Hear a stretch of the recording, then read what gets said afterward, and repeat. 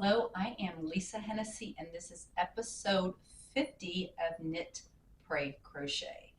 As you can see, I finished my prayer shawl, and since it's gonna be 102 today in Texas. Today is Sunday. I typically record this on Monday, but I'm doing it on Sunday, and I'm doing it in the morning before it gets hot because last time when I had that little scarf on, it was wool.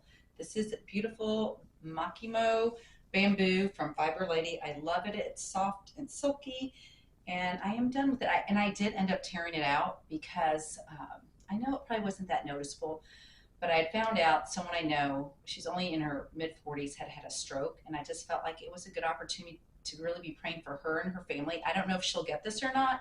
I'm not sure who's going to get it. I think it might be a good gift to give to her or her family. But I really like it.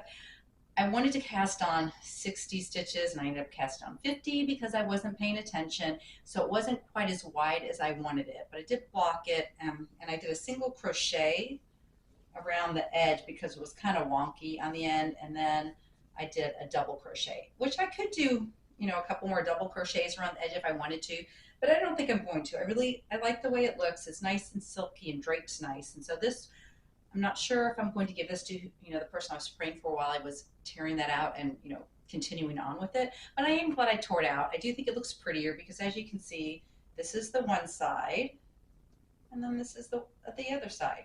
It looks more pink and one more purple. I love the color scheme of it. It's really pretty. So that's finished. And then I decided, I don't make a lot of things for myself, but I'm trying to be better about that. And I've made a couple of halter tops, which are great, but I don't have anything for the winter. So I found this pattern on the Lionbrand website. It's called the Effortless Cardigan. So let's hope indeed that it is effortless. I'm using Lionbrand Heartland yarn, Heartland. That's what I'm using. Size 8 circulars, and I started this last night. It's knit from the top down. The pattern actually has pockets on it, but when I read in Ravelry people's notes on it, they said they didn't do the pockets because they just kind of laid funny, and I don't want to do the pockets either because I don't like the way it looks on the pattern. But right now, got a little bit done. We'll see if I work on this next week or if I start making some baby hats or children's hats for the low-income school or homeless hats. I don't really know what I'm going to be working on this week, but I definitely want to. This would be nice to have done, a red cardigan. I love red. I don't, that's one of my favorite colors. So those are my knitting wins for the week. Today, I think after I'm done recording, I might wait to edit this tomorrow, and I really need to organize my craft room. My knitting needles are all over the place, and I actually have a cork board where I have little pins in, and I hang my double pointed needles, and my friend Patty made a bunch more of these double pointed needle holders, so I need to label my needles, hang up them on the board so it's much easier to find them, because right now I'm having to dig through my folder that I have them in. It's just not organized, and I just feel better when my knitting room and my needles are more organized because I tend to buy needles that I already have. So if I have them all in one place, it'll make it a lot easier for me. So that's what I'm going to be doing today. I wanted to read my devotion for Monday, September 25th from knitprayshare.com. And it is called Limited Time. And the scripture is Psalm 90:12, and it's the New Living Translation. Teach us to realize the brevity of life so that we may grow in wisdom. If you knew the exact day you were going to die, would you live your life differently? The reason we don't know is because regardless of if we were to know what day we were going to die, there is an urgency for us being bolder and more confident in our faith, with both those we know and those we don't, who haven't accepted Jesus Christ as their Lord and Savior. Psalm 90:12 tells us, life is short. Each day we are given is a gift that God has entrusted to all of us. Any time of the day, I can read God's word to grow in wisdom, which helps me prioritize what is important in life. If I look around me, I get the chance to love like Jesus that God puts in my pathway. And it's from either a personal encounter, I can send an email, a text message, a message on social media. There are so many ways that God puts people in my pathway to share the love of Jesus. I've shared before how a few years ago when a close family friend was dying who didn't know the Lord, I just kept thinking, God's not going to use me. He's going to use someone else to tell him about Jesus and for his salvation. However, God did choose me. And we can't tell ourselves, like I do and did, God's going to use somebody else. He's not going to use me. He's going to use someone else to tell them about Jesus. I'll just do the planting of the seeds, and I'll let someone else, tell them about their salvation. But if God puts that opportunity in our pathway, he opens the door for that conversation. We don't question it. We just do it. And of course, you don't stop planting the seeds. If God doesn't open the door, you just plant the seeds and you just love like Jesus with them. God may need us to tend to them, to help them grow, or we may even be blessed like I was to see the person accept Jesus Christ in their hearts and their lives. We just pray about it. Either God opens that door or he doesn't. The last thing we want to do, though, is to be the person that pushes them further away from God, because I'm more sensitive to that because I was that person. I was hypersensitive when people, would try to preach to me. And I got offended by it easily. And so I want to be really careful that I'm not that person to somebody else. So, again, you just pray, pray, pray, pray, pray, pray. That's all we can do is pray for God to open our mouths or close our mouths. I did have a situation a few weeks ago at my mother's assisted living. And aren't you glad I'm not talking about my mom today?